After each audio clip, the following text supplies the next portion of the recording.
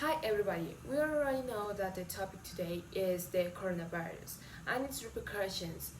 There are simple conversations like, hey, which vaccine did you get? Or how is your relative doing? Did you get COVID? Or what symptoms did you get? It is a fashionable topic to speak, but we must go beyond the personal and look beyond our eyes to determine the global conflicts and political behaviors that have been provoked by the development of vaccines. Now, let's begin. The pandemic generated by the COVID-19 virus has caused an unprecedented global and regional health, economic, and social crisis. The development, approval, manufacture, and distribution of safe and effective vaccines are crucial steps to, first, address the risks to life and health arising from the pandemic, second, reduce the overload on health systems, and third, mitigate the effects on the public health measures that have been implemented to contain the contagion. This is a typical thing that should be known, but a more important issue is how states manipulate the production, distribution, alliances, brand of the vaccine, especially the United States, which is at the forefront of all this in order to win in this fortuitous competition. The United States must respond to the COVID-19 reordering moment and halt the deterioration of the balance of power with China, strengthen relations with India and Europe, and reform the way it deals with its alliances and partners.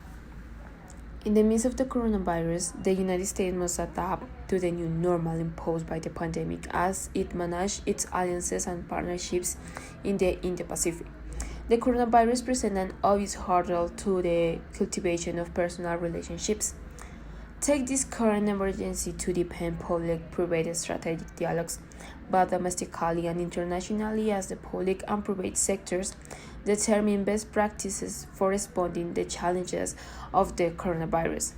Alliances like South America and Australia and partners like Taiwan have demonstrated remarkable efficacy in controlling the spread of the pandemic, and engaging in dialogue across the Pacific can benefit both the United States relationships as well as disease control efforts.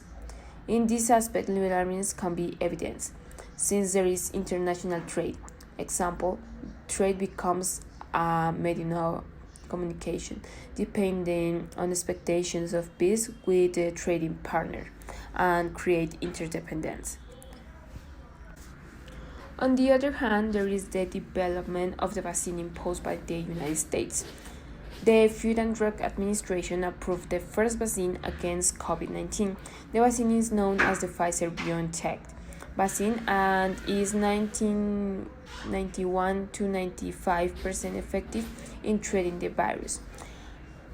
COVID-19 is one of the two major tests of the US-led international order since its founding, and with several challenges such as creating a persuasive model of competence, US governance, which in turn reforms United States international leadership, investing in international institutions, stemming the deteriorating balance of power with China, competing with China, but compartmentalizing transnational challenges such as climate change, pandemics, and international terrorism, and working with other countries to make rebuilding national economies consistent with maintaining an open and mutually beneficial global economy. Avoiding dangerous confrontation with rivals is possible, but only if the United States rises to that diplomatic challenge based on America's national interests and democratic values. Through wise and firm international leadership, Washington can also pursue a skillful and coherent policies that substantially shape the international order in accordance with its preferences. At the moment, the United States has only shown cooperation and commercialization in an economic aspect, but in the political aspect, this may have an impact on realism since it demonstrates how it's gradually gaining security and power inherently. It is a revisionist state who wants more power, and what better way to demonstrate this than by creating the first world vaccine. From there, it gains a relevant status quo against other countries, generating a greater position. A clear example is the United States provides vaccines to Colombia. But at what cost or benefit? Well, we know that nothing is free, and sooner or later you will know the slice of cake that you will want. Thanks for watching the video.